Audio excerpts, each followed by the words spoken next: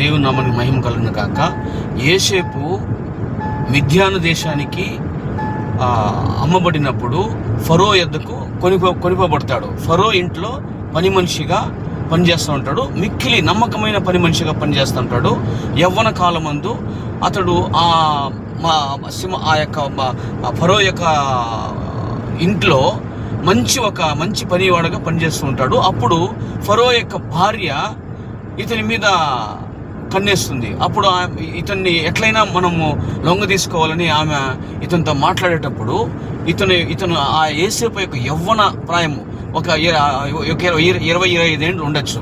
ఆ టైంలో తన యజమానుడికి విశ్వాసిగా ఉండాలని, తన యవ్వన ప్రాయాన్ని కాపాడుకోవాలని దేవునికి భయపడిన బిడ్డగా ఆ యవ్వన సమయంలో దేవుని కొరకు మనం కనిపెట్టుకోవాలా, దేవుని కొరకు మనం నమ్మకముగా జీవించాలా, దేవుని కోసం జీవించాలని చెప్పి, దేవుని మహిమ చెందాలని చెప్పి తన యవ్వన ప్రాయాన్ని దేవుని కొరకు సమర్పించి ఆ ఫరో భార్య దగ్గర నుంచి ఎట్లయినా బయట రావాలని వస్తున్నప్పుడు ఆయన బలాత్కారం చేసి ఆయన యొక్క వస్త్రాన్ని పెరిగేస్తుంది. పెరిగిన తక్షణము ఆమె పోయి రాజు దగ్గర చెప్పేస్తుంది, ఫరో దగ్గర ఏమని, ఇదిగో నీ యొక్క పని మనిషి, నీవు పెట్టిన పని మనిషి అంతఃపురంలో వచ్చి ఈ విధంగా నన్ను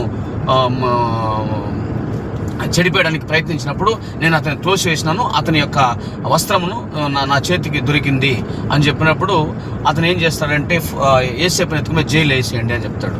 యోసేపుని జైలు వేసినప్పుడు ఫరోకి కలలు వస్తుంది.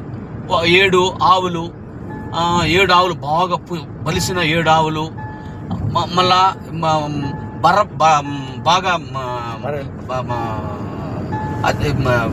అంటే బక్క చిక్కిపోయిన 7 ఆవులు, ఆ 7 ఆవులు వచ్చి ఈ 7 ఆవులను తినేసేది, ఇట్లాంటి ఒక కళ వస్తుంది. అప్పుడు ఆ కళను దీనికి అర్థం ఏమని చెప్పేసి ఆ రాజ్యంలో, ఫరో రాజ్యంలో, ఐగుప్తు దేశంలో ఉండే అనేక మంది జ్ఞానులని, వాళ్ళని, శాస్త్రుల్ని అందరిని పిలిపించి ఈ విధంగా నాకు ఒక కళ వచ్చింది, ఈ కళకు నాకు ఒక అర్థం చెప్పండి అన్నప్పుడు అక్కడ ఎవరు కూడా దానికి అర్థం చెప్పేవాళ్ళు ఎవరు లేరు.